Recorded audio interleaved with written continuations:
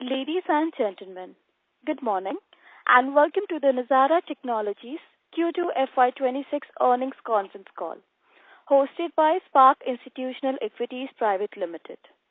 As a reminder, all participant lines will be in the listen-only mode, and there will be an opportunity for you to ask questions after the presentation concludes.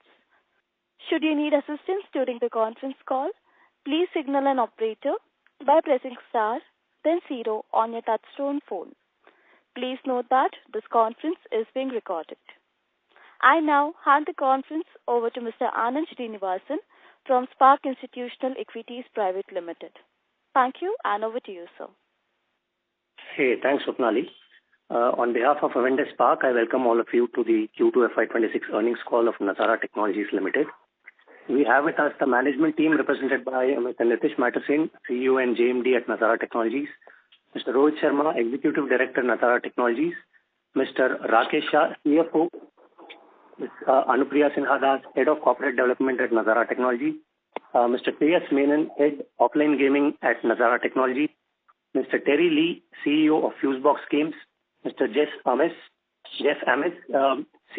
co-founder and CEO at WildWorks, Mr. Akshat Rathi, founder Nodwin Gaming, Mr. Ajay Pratap Singh, CEO Absolute Sports Private Limited, Mr. Senthil Govindan, CEO Dataworks, Mr. Stuart Dinsey, CEO Curve Games.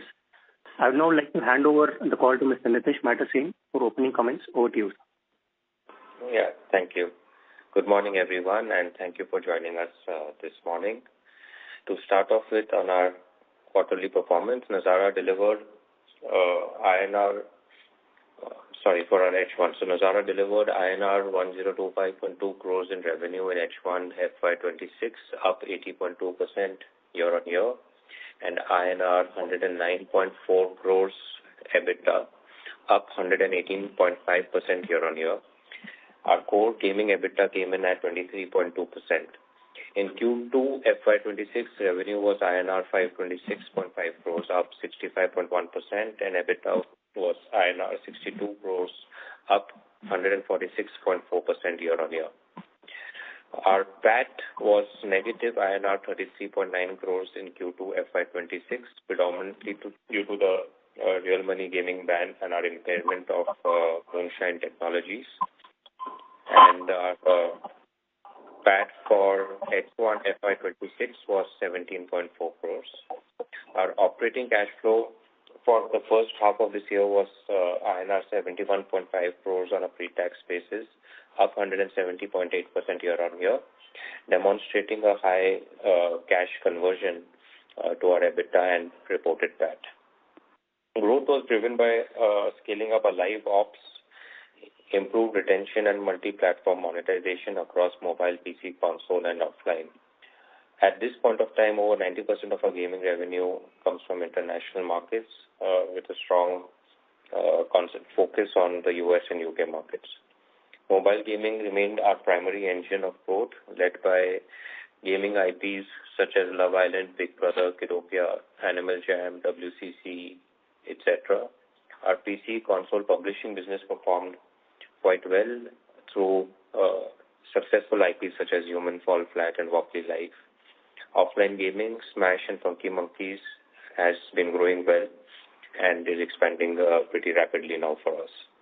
Our centers of excellence in user acquisition, analytics, AI, and growth are demonstrating good success for us with improved cost of customer acquisition, expanding our lifetime value of each customer, and more importantly, creating synergies and operating leverage across the different studios that we operate. These shared capabilities are compounding portfolio performance at scale, and we will see increasingly improved metrics in the quarters to come due to these initiatives. During the quarter, as you all would know, new regulations in India's online skill-based real money gaming space prompted Nazara to record an impairment on its investment in Moonshine Technologies, which operated PokerBaazi, based on fair valuation as per accounting standards. We've always taken a conservative approach to our accounting presentation, and that's why we've taken a significant impairment in this quarter itself. Also, Nazara's stake in Nodwin Gaming came below 50%, which resulted in desubsidiarization of the business. Consequently, while earlier we were carrying this at investment value in our books, we have now taken it at fair value, leading to a meaningful one-time gain.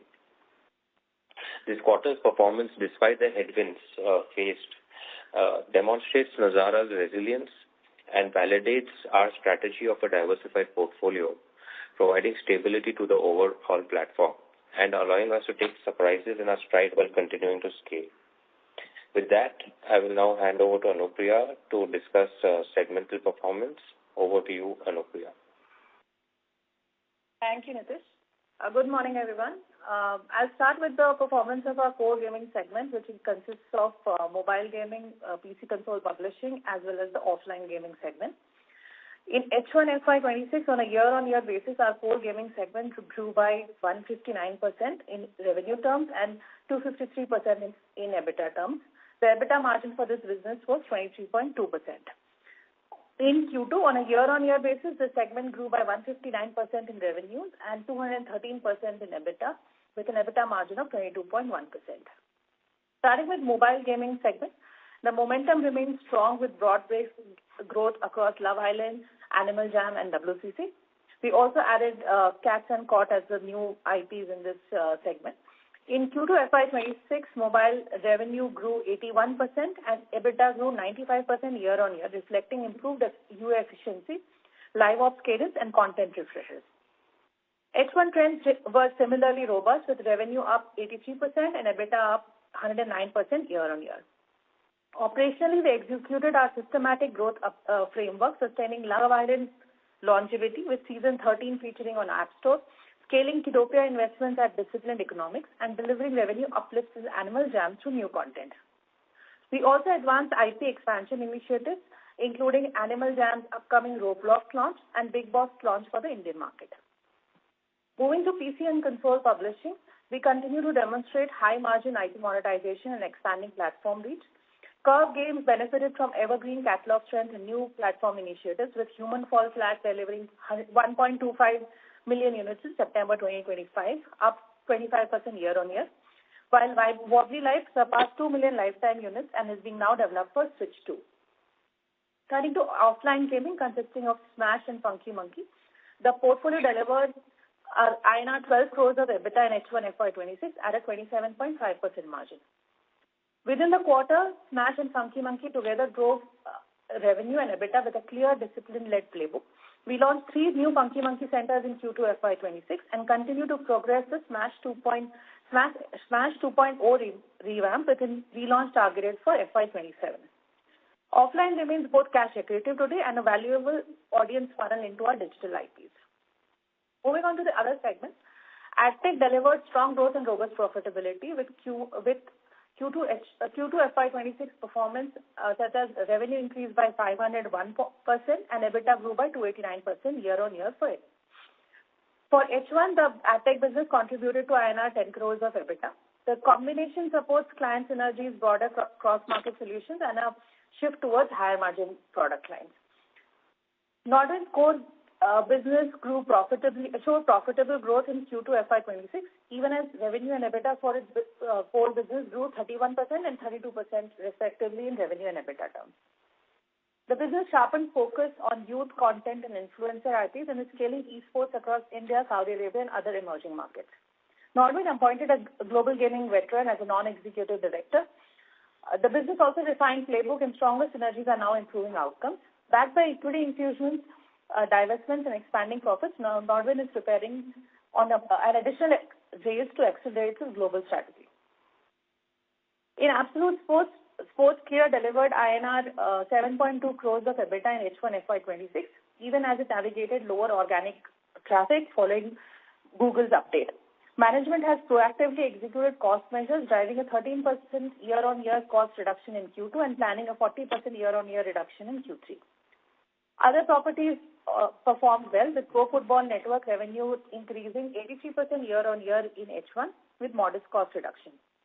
Similarly, Prime Timer grew 178% year-on-year post-acquisition, and last year's acquisitions such as Soap Central and Delta Gaming grew 195% year-on-year in Q2.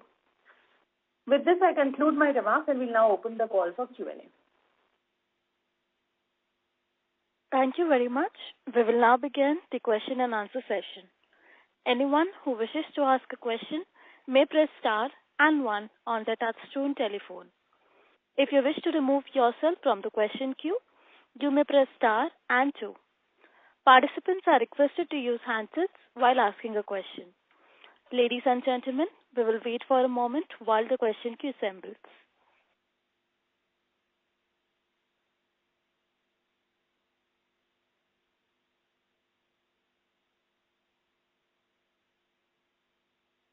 The first question is from the line of Jinesh Joshi from PL Capital. Please go ahead.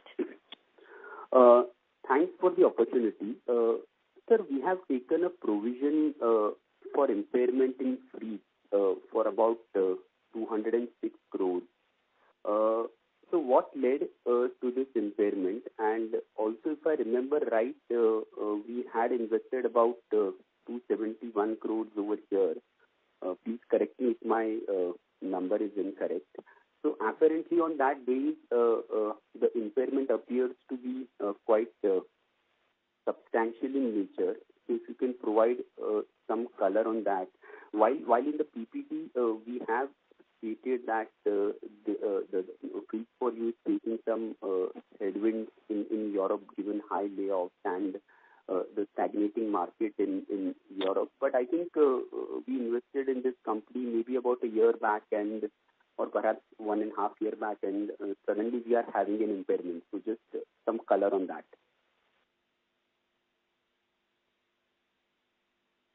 Hi, this is Akshay. I'm the founder of Nodwin. Can you hear me? Just doing a sound check. Yeah. Yes. Okay, excellent. So some minor factual corrections, which is that we had invested into Freaks as an associate, and then we ramped up our investments into this. This is about a 2-year-old asset, approximately, that we have that's getting there. When the investment was initially made into this, Europe was doing very well. Esports was doing really well. And the gaming market was far more robust than it is right now. However, with whatever's been happening on geopolitical levels, Europe as such has gone through a very, very bad time. Not just a normal bad time, it has been a very, very bad time. So layoffs currently in that sector are in the hundreds of thousands of people across the world. And Europe per se has shut down most companies in that space.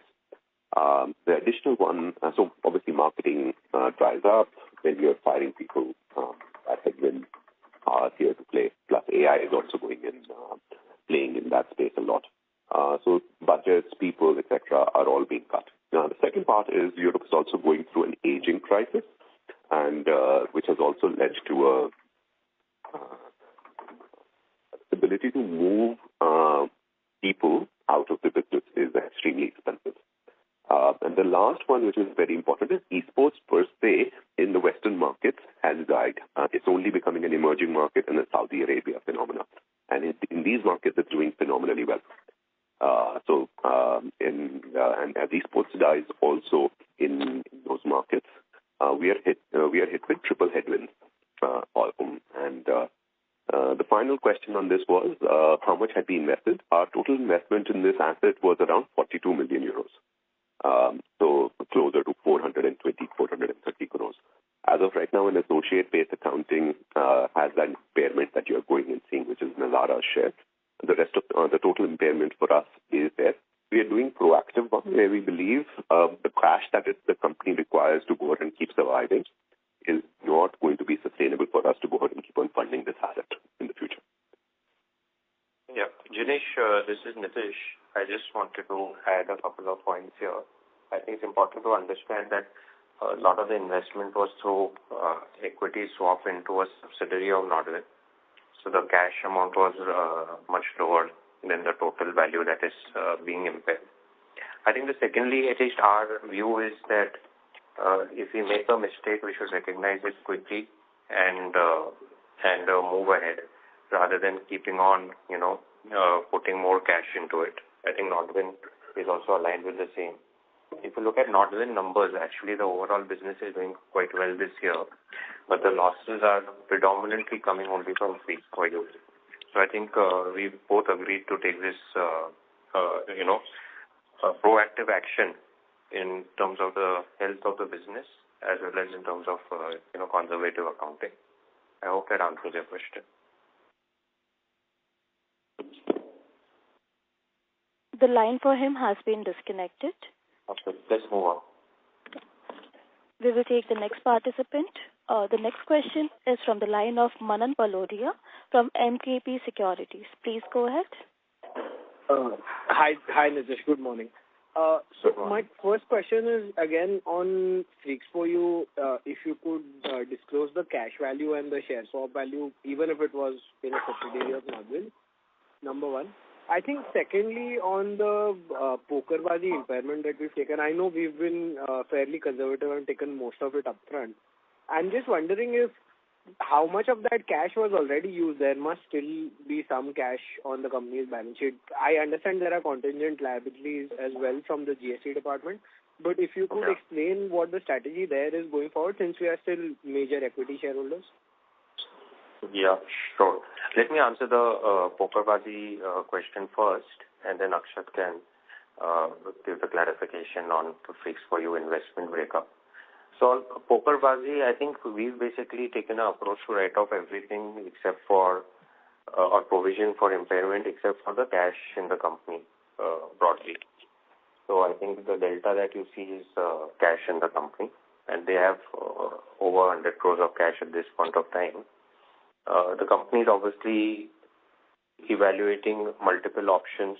They have an extremely strong poker platform which has been demonstrated at scale in India, and therefore it is quite sought after by global players.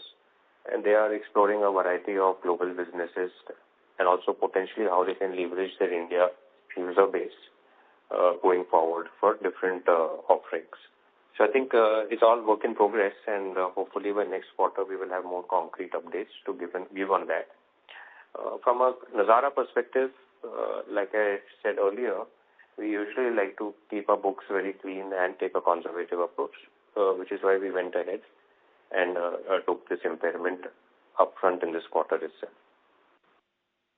On Freaks 4U, Akshat, can you give the breakup? You have it handy. It was a 4-tranche investment into this. We had initially invested $9 million into Freaks in January of 2024 for a 13.5% equity. After that, we had gone and increased our shares to 57% by infusing and stock swapping $25 million with the Nodwin Singapore asset to the Freaks 4U shareholders.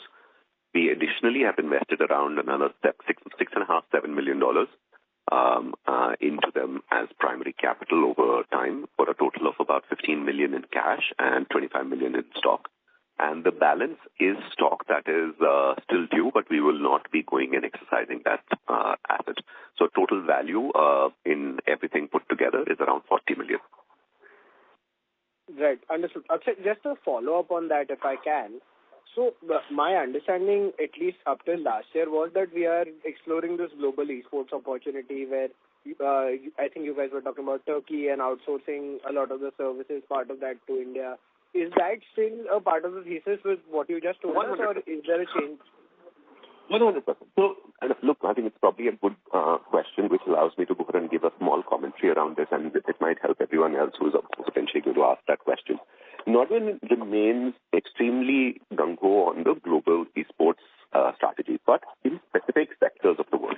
Emerging markets, which is basically the global south, so Latin America, India, Pakistan, Bangladesh, Nepal, and Nigeria, Kenya, South Africa, and on the east side we have Philippines, Vietnam, Indonesia, and then the global Russian south, Uzbekistan, Kazakhstan. These are the places where the young people are in the world, right? As a youth media company in the world, we need to be very focused towards where we want to be growing for. Because this is where young people are, and everywhere in the north, people are just getting older.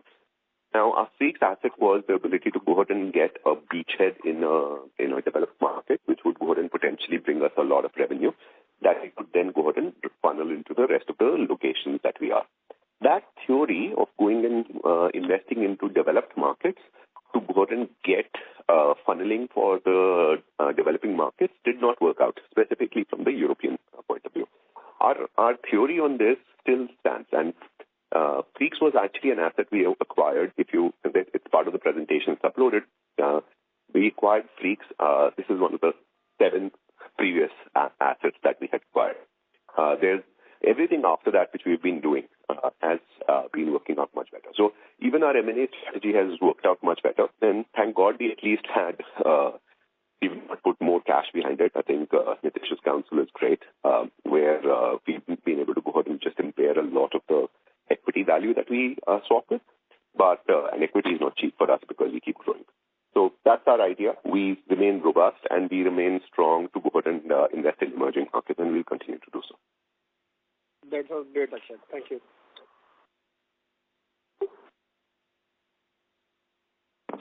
Thank you. The next question is from the line of Rahul Jain from Dollars Capital. Please go ahead.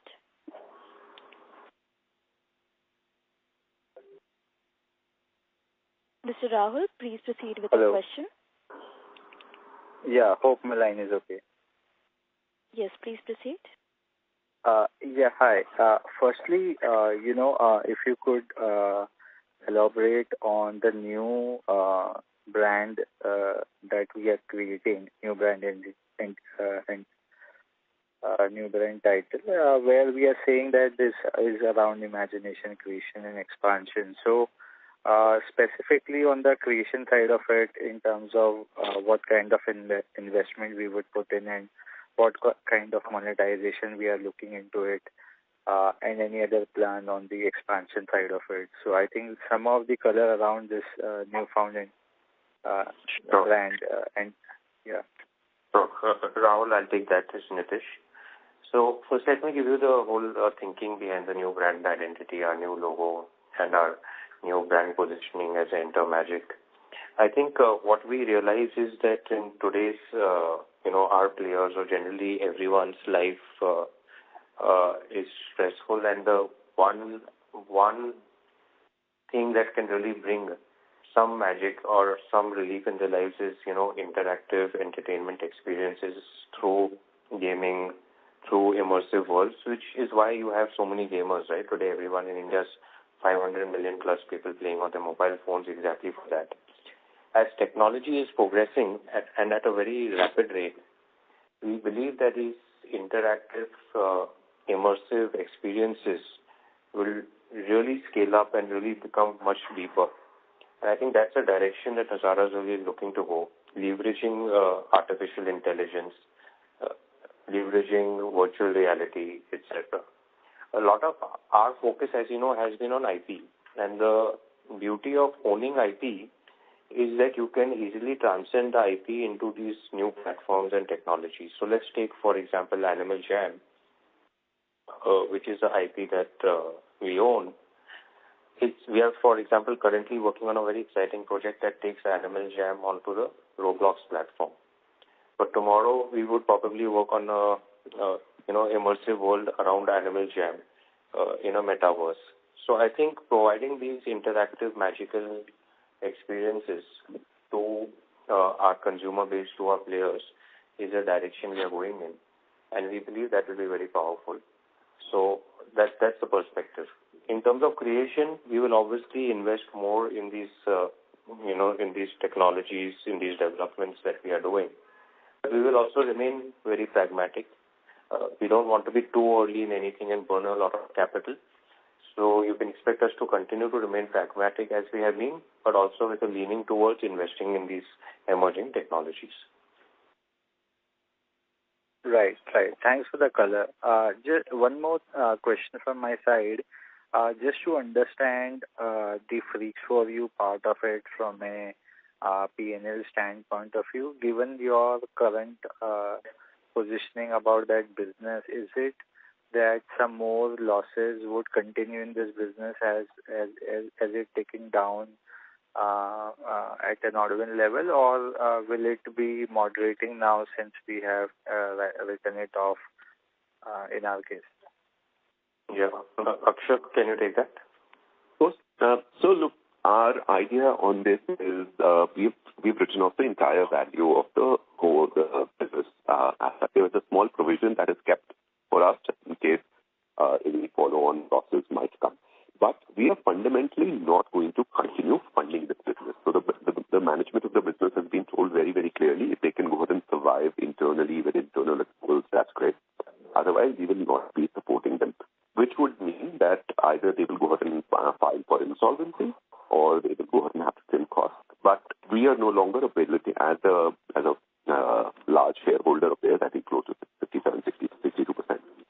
We are no longer willing to go ahead and support them on an ongoing concern basis.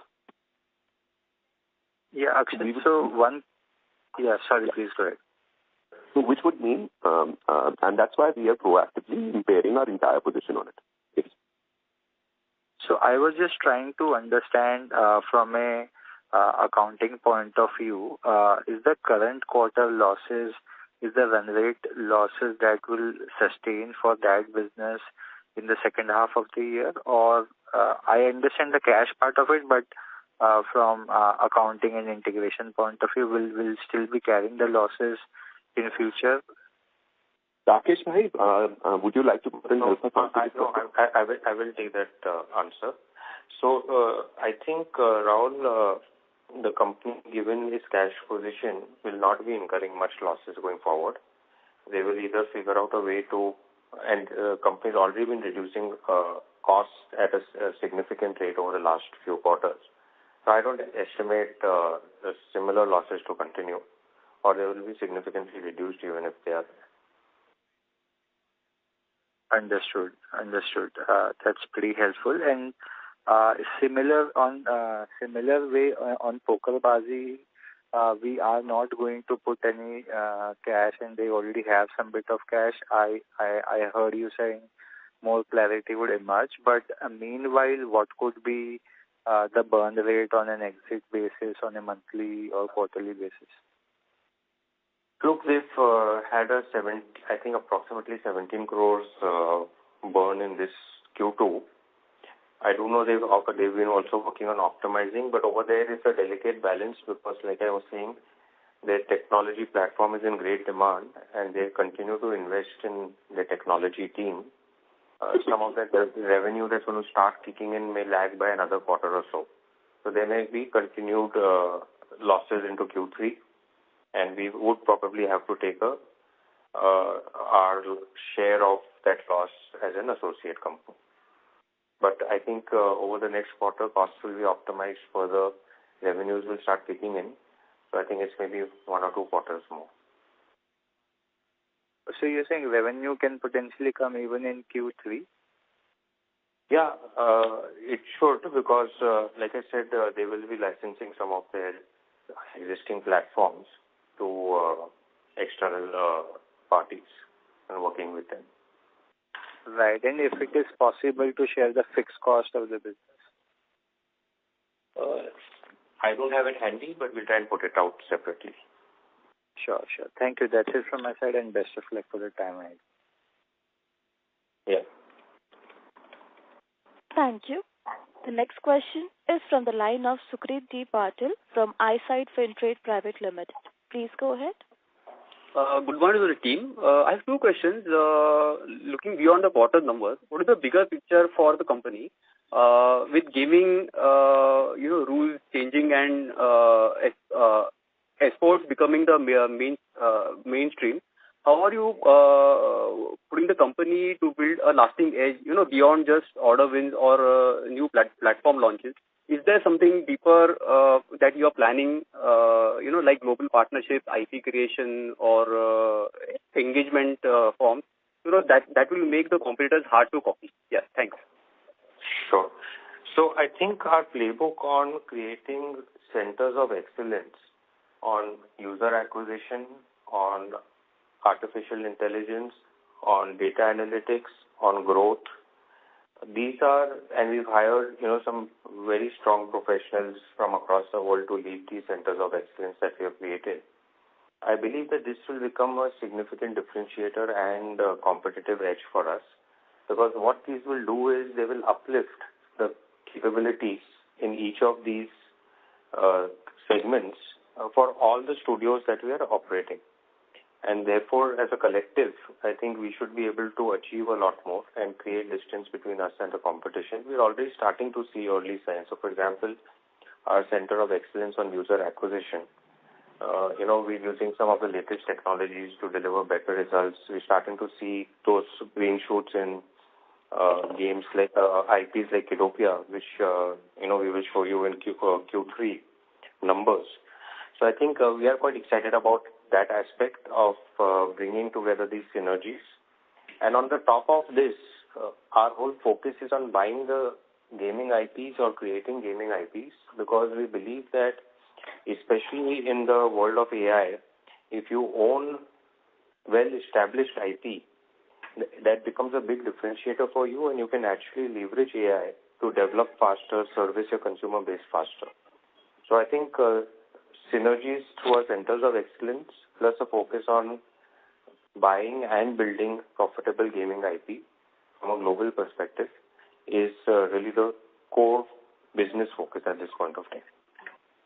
Thank you. My second question is on margins and cost planning. Whether when the costs rise, whether it's marketing, compliance, or IT, how do you make sure the margins stay stable without slowing down the growth? Is there any system that you have put into place, or you will be putting into place, like smarter sourcing or digital efficiencies? That will help you keep the profit stable. Even when things are getting out of control. I would like to hear your view on this. Thank you. Yeah. I think our mindset has always been to deliver profitable growth, and therefore we don't believe in a growth at all cost strategy. And I think that's quite baked into our DNA. At this point of time, we are definitely seeing an increase in the group costs or at corporate level costs because of the centers of excellence that we are investing into quite aggressively and building out the team. At the same time, I think some of these initiatives have a fairly quick payback period, which means there won't be a long gestation. Lastly, of course, we are leveraging all new technologies to make sure that our costs remain competitive. And sorry to repeat again a buzzword, but I think AI will definitely help us on that front. We are going to, for example, launch WCC4, which is our next version of our cricket game, which is completely coded in AI using Claude. So I think some of these emerging technologies will also help us either optimize our costs, but more importantly, be able to generate a lot more productivity from the existing teams that we have. Thank you for the guidance, and I wish the entire team best of luck for Q3. Thank you.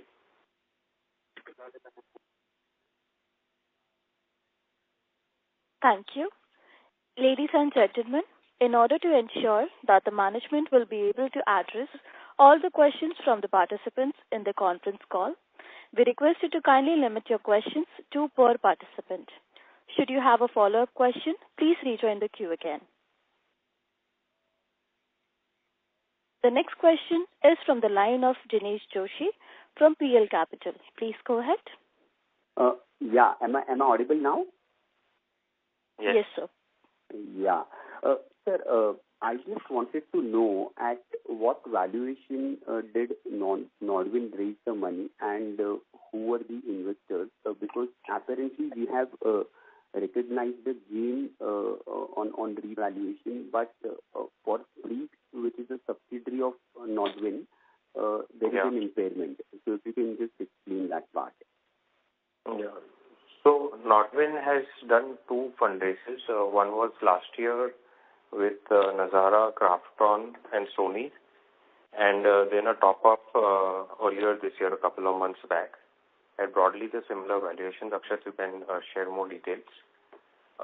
But that is it. And the Freaks we have already impaired, so that would obviously the extent of that loss would get deducted from the overall carrying value in our books as well at a console level. Akshay, do you want to throw some more light on that? Yeah. So there's two values that we go ahead and do. So Nodwin has become, again, a slightly longer answer, but I hope it will set context. The cash that Nodwin has raised is from our existing and predominantly all our existing investors, including me, the founder, who has gone and invested more cash into the company, as Nodwin goes and builds for the future. And we have everyone who's still believing in it. The other part is every company that we are acquiring, Nodwin acquires now, has built the discipline of its paper being very valuable to external investors, both financial and founders who stock swap with us their entire companies from the tune of 80, 90, or even 100%. And that's the belief of Nodwin providing liquidity to them and growth to them and the group synergies to them. As far as our investment, our raise, which is it, was at the 1.5-year-old raise with Sony was at a pre-money valuation of $349 million, and then everything else has been on top of that. The total amount of money that we've raised in the last 1.5 years at that pre-money valuation is at about $30 million. Sorry, I'm harping on this issue again. This is the last question from my side. Just wanted to check from whatever you have mentioned. Apparently, it appears that the post-money valuation has not changed that much. But there has been a revaluation gain in the books of Nazara to the extent of 1098 crores. So I just wanted to understand that bit, and that is why I was asking about. Sure. Yeah. I will answer that. So basically, from a Nazara perspective, since we had originally acquired a 51% stake in Nodwin and made subsequent investments, the carrying value in our books at a consolidated level was at the investment value. And it had never been marked up on the different fundraisers done by Nodwin since the time of our original investment. And now, post-desubsidiarization, as per Ind AS accounting standards, as an associate, we had to value it at a fair value, which we have taken as a last round of funding value, which was done 2-3 months back. Perfect. Thank you so much, sir. Thank you and all the best. Yeah. Thank you. The next question is from the line of Sachin Dixit from JM Financial. Please go ahead. Good morning. Thanks for the opportunity. I had a couple of questions. The first one was on basically two of our key properties, Kiddopia and Sportskeeda, right? Both have been struggling or seeing headwinds in the recent times, right? How do you think their recovery will happen, if you see that there will be a recovery at some point? And when will that point come? If you can talk about that, especially from basically Kiddopia side, where the average paying users numbers have been declining. Yeah. Sure. So let me take the Kiddopia answer first. Actually, as you know, Kiddopia has struggled for quite some time. Post IDFA, maybe it's been a couple of years now. But we do see light at the end of the tunnel. We really beefed up the team at Kiddopia, brought in a new business head, Manish, and I think the team, along with our centers of excellence, in the last few months has done some very good work. And we are finally starting to see positive growth in subscriber numbers. We believe at this point of time, Q4 should be able to deliver positive growth in subscriber numbers, alongside including, I would say, increasing ARPOs, reducing churn, etc. So I think work all around is starting to show results, and hopefully Q4 we will have, positive news for you. In terms of Sportskeeda, obviously it has taken a large Google algorithm hit. We were hoping that it would have recovered by now, because usually in our past experiences with ourselves as well as other partners, it takes few months to come back, but that hasn't happened yet. We do have Ajay, the CEO of SK. He can share more light on this. Thanks, Nitish. So as Nitish mentioned, we were hit by a Google core update, which negatively impacted our organic traffic in March this year. We've seen this happen across publishers, with one of our companies also, which is Pro Football Network, which took around 3 quarters to come back. We should see a Google Core update come again from again in the month of, let's say, November or December. That's how the trend continues. So we're hopeful that we will bounce back soon, and once we do that, our numbers will go up again. Okay, so basically we should expect something happen in Q4, if that's the right way to think. Yeah, we are hopeful. So different publishers take different times to bounce back. It also depends on what Google is releasing in their Google Core updates. PFN took around 3 quarters. It has been 2 quarters for us now. So another couple of updates, we should be good. Just to add to that, I think while the large impact is on the parent site, which is Sportskeeda, the other sites like Pro Football Network, etc., especially continue to do quite well. Ajay, you want to share something? Yeah. Just to add, I mean, if you look at overall ASPL numbers, right, Sportskeeda is one of our flagship property, which contributes around 85% of overall revenue and 90% of EBITDA, and hence the impact is more. But if you talk about the other sites, be it ITR, or Prime Timer, or Soap Central, Delta, Pro Football Network for that matter, right? I mean, in this HY, they grew 83% YOY in terms of revenues. So all of them have done really, really well. It's the Sportskeeda which has been negatively impacted. And once the Google Core update is fixed for us, we should also see them out of that. Sure. Thanks so much for that. My second question is again a bit more high level, right? So across businesses, you see quite a lot of volatility in how the growth rates tend to happen for you, right? So if you can talk about, obviously there are certain businesses which have done quite well this quarter in terms of how they have grown. If you can talk about the sustainability of some of these growth rates, shed some light on how we should think of forecasting perspective, what is the right way to think of growth rate across these segments, that will be helpful. Thank you. Sure. I think if you focus on our core gaming business, what we find is that with improved efficiencies across user acquisition, and also I think a lot more detailed data analytics and CRM work that we are doing, we should be able to deliver more predictive growth. We are targeting to grow our core gaming business at 20-25% year on year. We're also aiming for a EBITDA margin in the 20-25% range for the core gaming business. I think that is what should be achievable, and that's what we are going to kind of focus on driving going forward. Sure. Just one housekeeping question, if I may.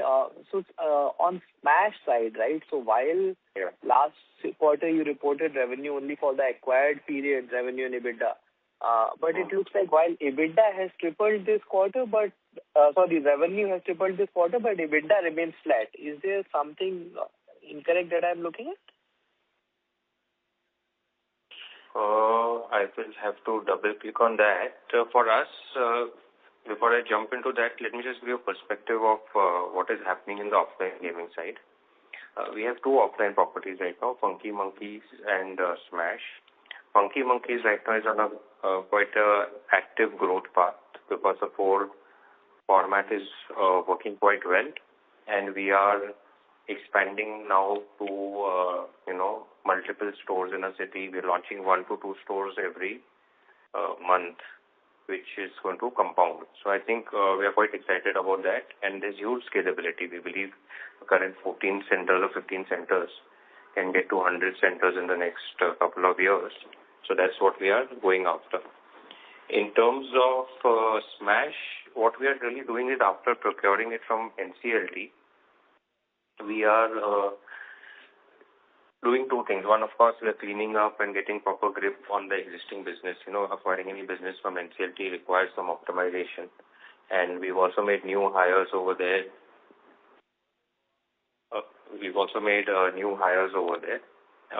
The second thing is Smash 2.0, which is completely reimagining Smash. With what Nazara can really bring to the table, and that is what we are going to drive aggressively once we do our first or second POC launch. Coming back to your housekeeping question, Q1 we had 8 crores of revenue and we reported 3 crores of EBITDA.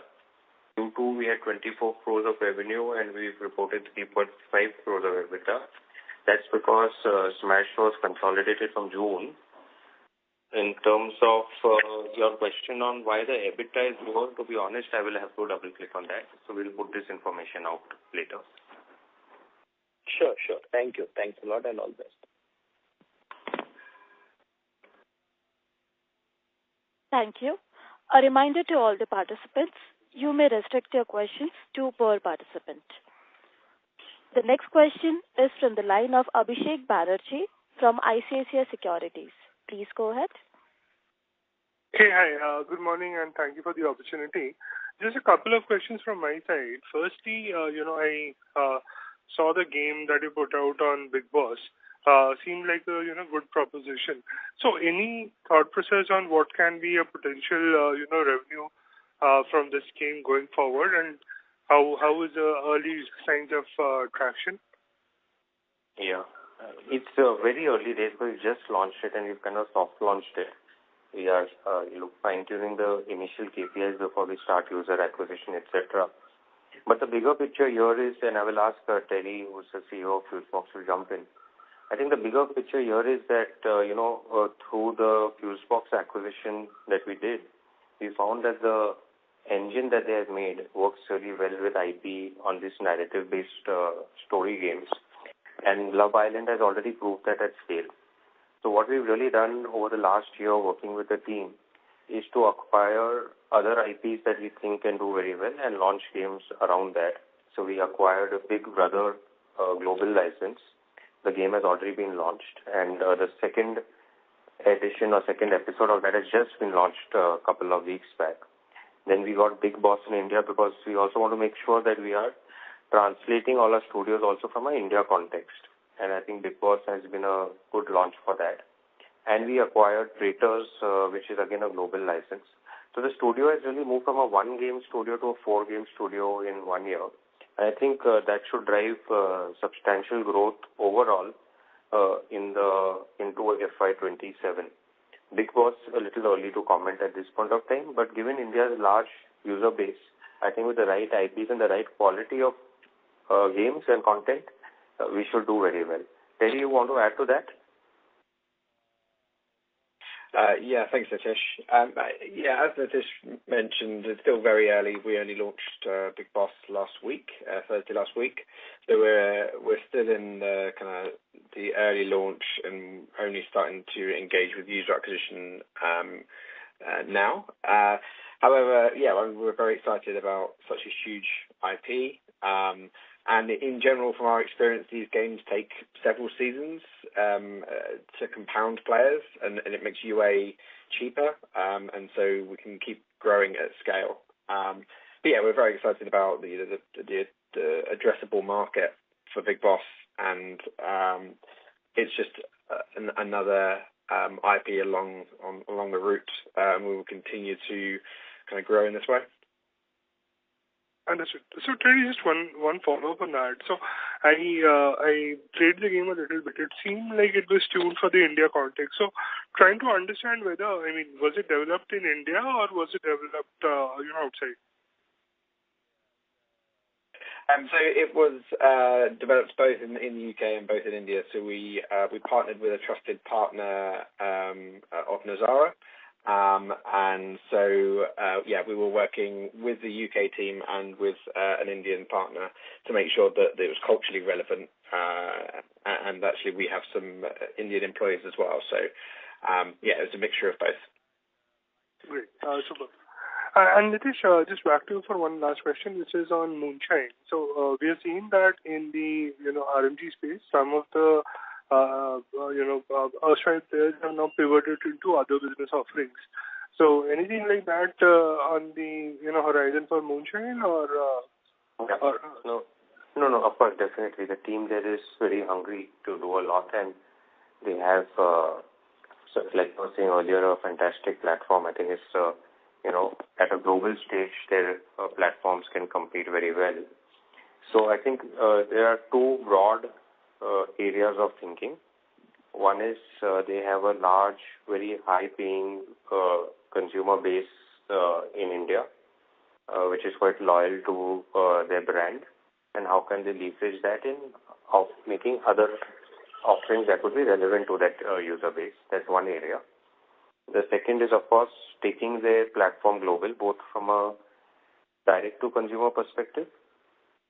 Second is working with existing, RMG platforms, real money gaming platforms globally, and kind of being a B2B offering for them. So I think multiple areas being worked upon by the team. We'll come back with a lot more specifics on that in Q3. Understood. Thanks. Very helpful.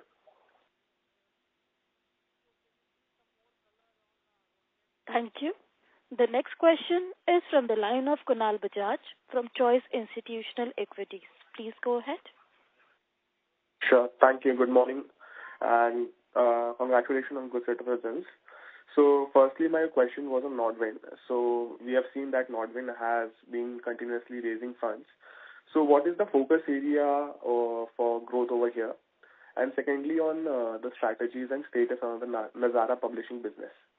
So if you can briefly give a highlight on that. Thank you.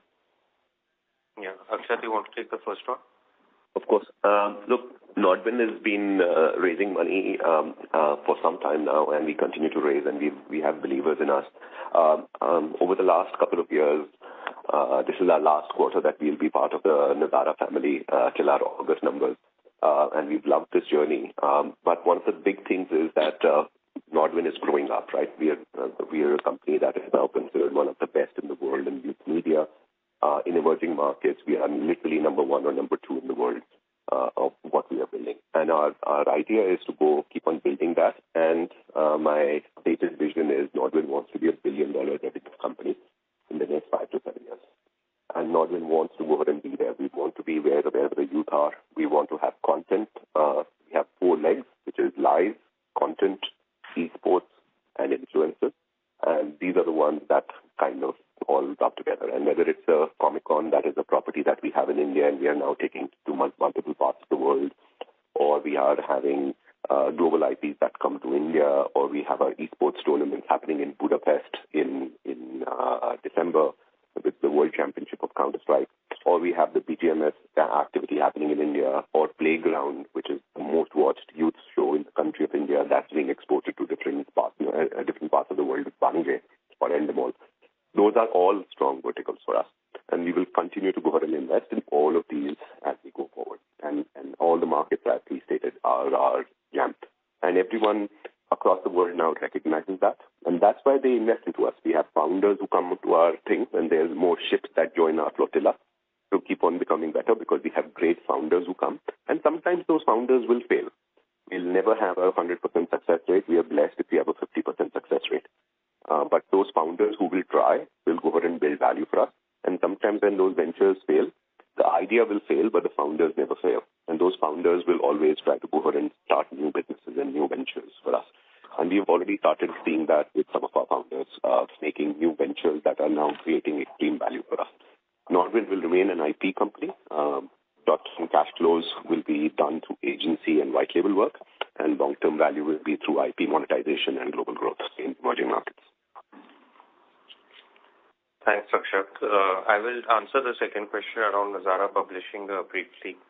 So our plan really is to build a large direct-to-consumer network of users based on, first-party data, based on cross-promotion, based on our ability to monetize better and a loyalty platform. And what we had just completed is a large Google project with Google on CDP that's going to allow us to have one Nazara ID across all the games that we publish. And this will enable all the features that I just spoke about and more. I think this will become quite a strong platform for us going forward. And initially, we are launching it with our existing games, whether it's World Cricket Championship, Big Boss, etc. Over the next couple of quarters, we will build out the network using that. Thereafter, our idea really is to work with some of the global players, help publish the games in India and monetize better, as well as work with local Indian developers. So basically, think of it becoming a very, sizable consumer network. Today, India has 500 million gamers. Can we get 50 million, 100 million, gamers on our network and service them better? I think that's really the larger vision that we are working on as far as Nazara Publishing is concerned. Sure, that helps. Thank you.